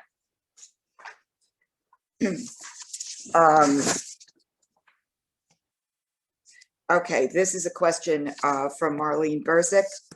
I'm trying to understand as a parent in Plaza School why these children are unable to use the playgrounds. Why can't other Baldwin grounds be open? Why can't they use the grounds before and after school? Everything is locked up. And I just want to respond that this situation has been resolved. The playgrounds are now open. And I would just say that last spring and fall, the playgrounds were all closed because of the guidance given to us by the Department of Health. But now we have permission to open them and the playgrounds are open. Next, there are 3 questions from Kaya Vogel. The first one had to do with the playgrounds as well, so it's the same answer. Her second question was, I was disappointed that the Baldwin Eagles intramural soccer program was not able to use Lennox Fields. The district has been kind enough to let the intramural program utilize the fields for at least the last 13 years. And I just wanted to tell her that Mr. Andazzo in our facilities office reached out to the Eagles, and they actually did not want to use the fields. We got an email from them saying we will not be using the fields this season, but hope to be back in the fall. And let's see, her last question is regarding outdoor Baldwin High School sports. If the sport is outside, why can't there be more than 2 spectators? There seems to be enough footage for hundreds of people to socially distance. Why does it have to be the same 2 people at each game? Yeah, thank you for your thoughts and attention. And the response to that really is that we are pretty much in step with the other districts in Nassau and Suffolk County by handling the outdoor sporting events this way. We have so many teams that we really don't have the capacity and the personnel to go over a changing guest list for every game. But hopefully things are gradually opening up. You know, I'm just hoping that the situation will ease as we go forward. And let's see, there are several questions that were submitted by Melissa Watts. She writes or says, as a new member of the Baldwin team, what are the processes of receiving tenure? What guidance and mentoring is provided along the way for improvement, building relationships with their colleagues and students? How does student performance impact their rating as well as classroom observations? Okay, I'm going to list the things, the process that we go through in Baldwin when we hire someone to teach. Tenure is based on student achievement, formal observations, informal observations, and all aspects of the Danielson rubric, which includes 4 domains: planning and preparation, the classroom environment, instruction, and professional responsibilities. Support given includes new teacher workshop, 5 days in August, 4-year cohort program for all new teachers, meeting once a month, assigned a teacher mentor, professional development and communication at faculty meetings, department meetings, and additional contractual hours throughout the year, professional development with content area experts, teacher improvement plans, interclass visitations, consultants and coaches, informal walkthrough observations, student achievement data, mid-year evaluations, end-of-year evaluations, and 2 meetings yearly where all administrators review all non-tenured staff. Okay, the second question that she asked is, as Baldwin received their share of the COVID education stimulus money, will any of the money go towards a turf field or any other items that were part of the bond? And if any of you were listening during the budget presentation, you heard that money, a lot of it is by application, we are given pretty specific direction about how it can be spent. So we just don't know. There's not enough information available to know how that money could be spent yet. And if I misspeak, please somebody jump in and stop me. Okay, and her other question. Okay, it has been noticed that there was a please note on the district website about a public meeting, so general questions may be asked and answered. I was taken back as to why there was a lot of comment and dialogue about the cost of special education students at the last Board of Ed meeting. I'm not exactly sure what Melissa's referring to, but I can only say that we value all of our students, and we have seen great success with our special needs students in this district. When we are discussing the budget, it is part of our usual conversation to talk about things which impact the budget, and special education costs are a significant factor in our education and in the budget discussion. So I'm sure that's why there was some talk about it, but I think I can speak for everyone and assure you that in no way it implied a criticism of spending that money. And in fact, in all the years I've served on this board, I've never heard a member of the Board of Education or administration complain about what is being spent on special education. It's always about the kids and about making sure every child reaches his or her potential. And then her last question was again about the playgrounds, and that I think we answered. And I have a question from Sarah Jameson. She says, I have concerns regarding the playground situation at Plaza Elementary School. Oh, I guess, I'm sorry. This is the same thing we answered before. Let me go to the second part of her question. Meadow Elementary was given brand new grounds, playground, and benches this year. My understanding is that PTA can no longer fundraise for these items for the school. So my concern is negligence for Plaza as a whole, why they've been overlooked. The grounds at Meadow were severely damaged, had severe storm damage. So it has taken a while, but they have finally been restored. So that was part of the reason that the outside was worked on.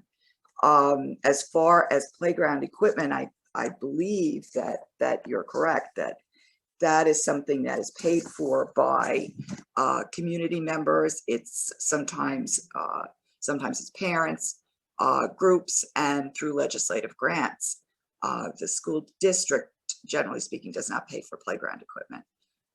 And PTAs sometimes form subgroups or subcommittees or special committees to do fundraising for playgrounds, but the district, generally speaking, does not. So that's it for what we received as questions. So I will move on to the next item on the agenda. That is the Personnel Actions Report. The Board of Education approves the Personnel Actions Report as addended and dated April 14, 2021, as detailed in the Friday mailing. And we So moved. Moved by Mrs. Reed, seconded by Mrs. Dreska. Because this involves the names of individual employees, we do not discuss it in public. All those in favor? Aye. Aye. Opposed? I'm going to recuse myself from this vote. Okay. Respectfully. Are you abstaining? Yes. Okay, so one abstention. Thank you. The Board of Education approves the recommendations for the services of the Committee on Special Education Sub-CSE, 504 Committee, and Committee on Preschool Special Education for services in December 2020 and January, February, and March 2021 as detailed in the Friday mailing. Moved by Mrs. Reed, seconded by Mrs. Dreska. Because this involves the names of children, we do not discuss it in public. All those in favor? Aye. Aye. Opposed? Motion carries. The Board of Education approves the home tutoring and special education service reports as detailed in the Friday mailing. So moved. Moved by Mrs. Reed, Second. seconded by Mr. Smith. Again, this involves the names of individual students, so we do not have a discussion about it. All those in favor? Aye. I would like to propose a consent agenda for business items 1 through 14. May I have a motion? So moved. Moved by Mrs. Reed, seconded by Mrs. Dreska. Is there any conversation, comment? Any items that someone would like pulled? Okay, all those in favor? Aye. Aye. Okay, and now may I have a motion to approve items 1 through 14? So moved. Moved by Mr. Smith, Second. seconded by Mrs. Reed. Oh, wait. I'm sorry. 1 through 14, right? Correct. Okay. Whew. I All went over those, the last part. all those in favor? Aye. I would just like, now that we have approved them, I would just like to take the opportunity to say thank you. Thank you to the Herman Auerbach Memorial Trust for a donation of $60,000. They have been very generous to the Baldwin District, and last years their donations to us, grants to us, total almost $500,000. So we thank them very much. We thank Mrs. Joan Hughes for the donation of Life Vac anti-choking kits. And we thank the Association of Baldwin Administrators for a donation of $575 for a scholarship. Okay, I hope I didn't leave anything out. Don't think so. Nope. Wait a second. Nope. No, I think that's it. Okay. Okay, the Board of Education approves the reorganization meeting to be held on July 7th, 2021. So moved. Moved by Mrs. Reed, Seconded. seconded by Mr. Smith. Comments or questions? All those in favor? Aye, motion carries. Board of Education approves the Board of Education meeting dates for the 2021-2022 school year as detailed in the Friday mailing. So moved. I'm sorry, I missed who that was. Mrs. Dreska. Mrs. Dreska, thank you. Moved by Mrs. Dreska, seconded by Mrs. Cools. Questions or comments? All those in favor? Aye. Aye, motion carries. The Board of Education adopts the 2021-2022 proposed budget in the amount of $142,453,425 as detailed in the Friday mailing. So moved. Moved by Mrs. Reed, Seconded. seconded by Mr. Smith. Are there any questions or comments? All those in favor? Aye. Motion carries. Board of Education adopts the following resolution. Be it resolved that the Board of Education hereby authorizes the district clerk to amend the legal notice of the May 18, 2021 annual budget vote and election to reflect a change in the voting location from Baldwin High School, 841 Ethel T. Kloberg Drive, Baldwin, New York, 11510, to Baldwin Schools District Office, 960 Hastings Street, Baldwin, New York, 11510, and to publish such notice as legally required.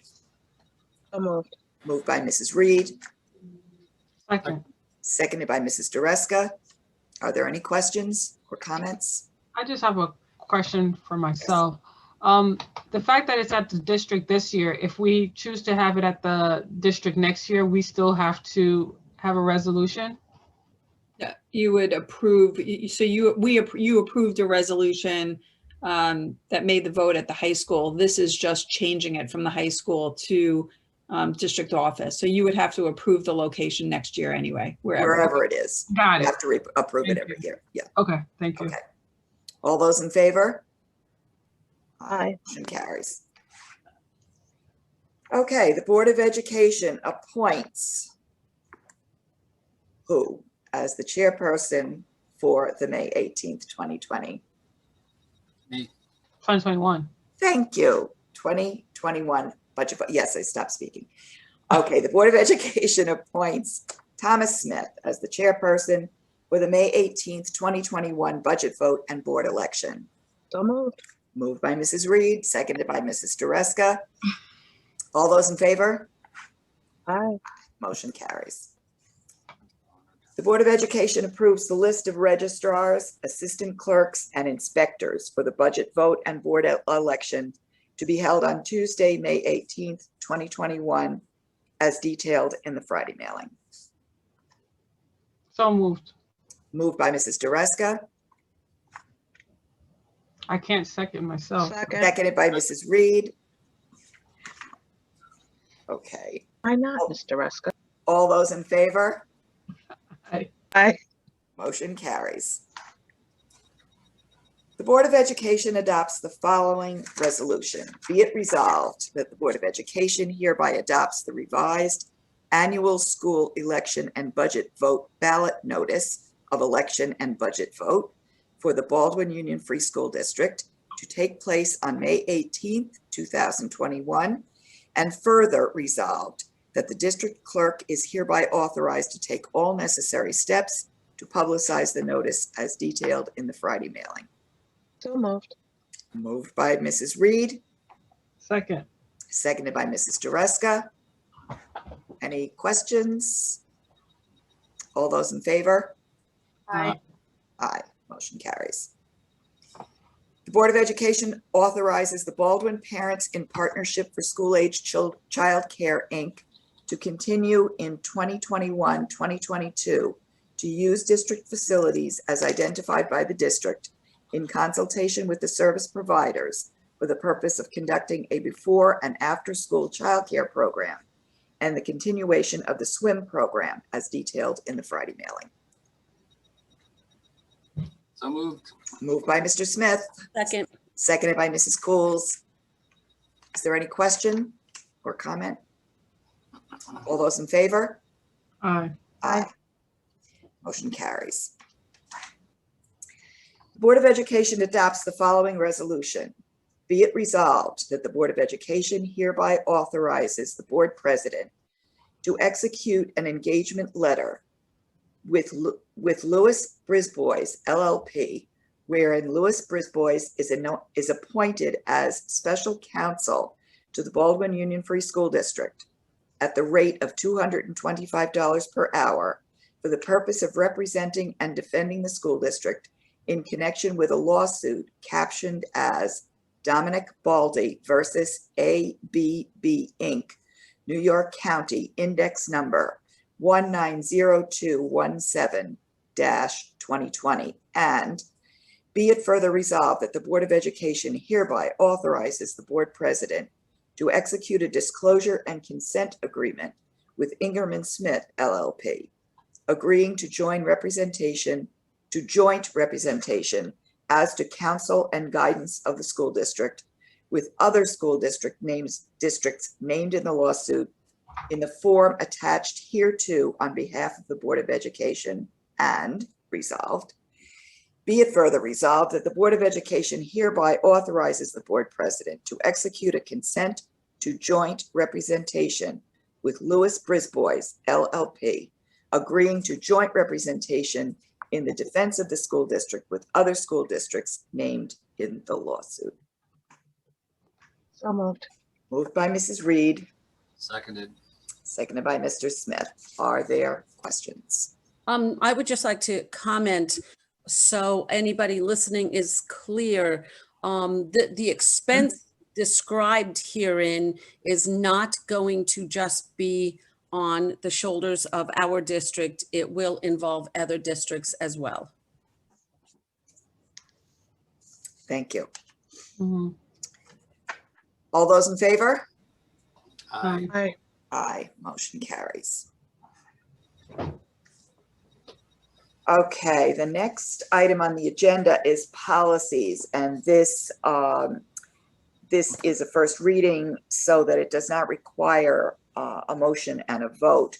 There are 3 policies we are going to consider. One is gender neutral single occupancy bathrooms, equity, inclusivity, and diversity in education, and recruiting and hiring, a revision of our original policy.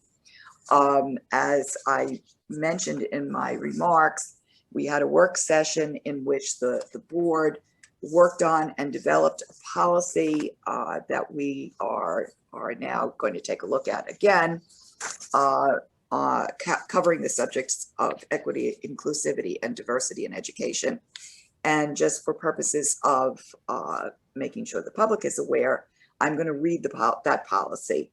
The Board of Education is committed to creating and maintaining a positive and inclusive learning environment where all students, especially those currently and historically marginalized, feel safe, included, welcomed, and accepted, and experience a sense of belonging and academic success. Under generally accepted beliefs and agreements, all children deserve to have equal access to opportunity. This includes, but is not limited to, the color of their skin, their religion, their gender, their sexual orientation, the language they speak, or their background. This is fundamental to our K-12 education program and is extended to everyone without exception. Racism, discrimination, and marginalization of any people or groups of people, whether intentional or not, have no place in our schools. We are committed to helping each and every student to equitably access learning opportunities in school to enable them all to thrive and build a better society. Under the heading of goals, the goal of the school district is to provide equitable, inclusive, and diverse opportunities for all students to reach their highest potential. The district will develop the individual and organizational knowledge, attitudes, skills, and practices to create culturally responsive learning and working environments that expect and support high academic achievement for students and inclusive of all diversities. The Baldwin Union Free School District aims to understand, identify, address, and eliminate the biases, barriers, and disparities that limit a student's choice to graduate high school prepared for college, for a career, and for life. The superintendent or designee will ensure that curriculum and instructional materials reflect the board's commitment to educational equity. All curriculum materials shall be designed to provide for cross-cultural and cross-racial interactions that foster respect for diversity. Accountability. The board, its officers, and employees accept responsibility and will hold themselves and each other accountable for every student having full access to quality education, qualified teachers, challenging curriculum, full opportunity to learn, and sufficient support for learning. The board and administration will develop and implement revision of policies and practices designed to promote diversity, prevent discrimination, and to maximize student achievement for all students. There's also a section under equity policy communication, which I seem to have misplaced. I will tell you that it includes posting on the website, making available. Yes, that would be great. I appreciate that. I don't know why it got separated. All right. The superintendent or designee shall ensure that this policy is communicated to students, staff, and the community. This policy will be posted on the district's website and other appropriate school publications. Section called Policy Enforcement. The superintendent or designee shall enforce this policy and create procedures and practices to implement this policy. The board will regularly review the district's implementation of this policy and take appropriate action to ensure compliance with and enforcement of this policy. Thank you. Okay, this, as I said, does not require a vote at this time. The purpose was simply to have a discussion if we want to. Are there any comments or questions from members of the board on any of the three policies that are up for the first read? Okay. Okay, then moving forward, the next item on the agenda, the Board of Education approves the Memorandum of Understanding with Nassau Community College and Baldwin Union Free School District as detailed in the Friday mailing. So moved. Moved by Mrs. Reed. Second. Seconded by Mrs. Cools. Are there any questions or comments? We want just a brief overview of what this entails. I was going to ask for that. Yes, please. Can you just explain what this is, Dr. Canning? Sure. So this is an agreement with Nassau Community College, basically to move the program we designed with Suffolk over to Nassau. Our high school students who are in their senior year of high school will have the opportunity to be full-time college students on Nassau Community College's campus. So our kids will come to school in the morning, they'll board a bus. The bus will take them to Nassau Community College. So if they so choose, our understanding is that the kids want to drive, and we will certainly leave that up to their parents. They'll go to Nassau Community College. They will have a full-time schedule. So they will be regular college students in regular college classes mixed in with regular college kids. And then they will be able to come back to Baldwin. They will be back. They will be done with their program so that they can attend after school activities should they choose to, or athletics. And there will also be a dedicated space at Nassau Community College with a college counselor to help them navigate through the college experience. We have had this program with Suffolk. The biggest problem we've had with Suffolk is the distance. Part of the problem with having created it with Nassau was resistance on Nassau Community College's part, but there's been some change of administration there, and they are thrilled to do this. We are the first and only district. We've created this program and moved it over to them, and so it is a first of its kind, so we're really proud of it. We certainly are. Okay, all those in favor? Aye. Aye. Motion carries. Okay, the Board of Education adopts the following resolution. Whereas a parent known to the Board of Education in executive session made a request to enroll a student known to the Board of Education in executive session in a different elementary school in accordance with Board Policy 5153 and Regulation 5153. And whereas the Superintendent of Schools denied such request, and whereas the parent known to the Board of Education in executive session appealed the superintendent's determination to the Board of Education in accordance with Board Policy 5153 and Regulation 5153. Now, therefore, be it resolved that the Board of Education upholds the superintendent's determination to preclude the parent known to the Board of Education in executive session from enrolling the student known to the Board of Education in executive session in a different elementary school in accordance with Board Policy 5153 and Regulation 5153. And therefore, be it resolved that the Board of Education directs the district clerk to communicate said determination to the parent. So moved. Moved by Mrs. Reed. Seconded. Seconded by Mr. Smith. All those in favor? Aye. Opposed? Motion carries. Okay, does anyone have anything under other? I have a question. In terms of the roadshow schedule, is that coming up? When do you anticipate, Dr. Kemi, that we'll know the schedule for that. So we've been working on that. We have a date for elementary schools. We're waiting to hear from the PTA on a common date for the secondary schools.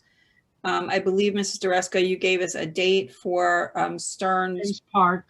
May 11th. May 11th is the date I gave for Stearns Park, yeah. And so we're just awaiting the Civic Association and the secondary schools. And then we'll have a complete list to send out to you. Okay, thank you. Okay, if no one else has anything under other, I will just read a couple of upcoming dates. We have a BOCES budget vote and election. The board will be meeting on Tuesday, April 20th at 5 o'clock. Then there is going to, as Dr. Kami just mentioned, the budget roadshow for elementary families will be held on Wednesday, April 21st at 7 o'clock. It will be virtual. The other roadshow dates will be forthcoming. And our next Board of Education meeting is scheduled for Wednesday, May 12th at 7 o'clock. It will also be virtual. Okay. Seeing no hands, may I have a motion to adjourn the meeting? So moved. Moved by Mrs. Reed, seconded by Mrs. Dreska. All those in favor? Aye. Aye. Motion carries. Good night, everyone. Thank you. Thank you. Good night. Everyone. Bye. Bye.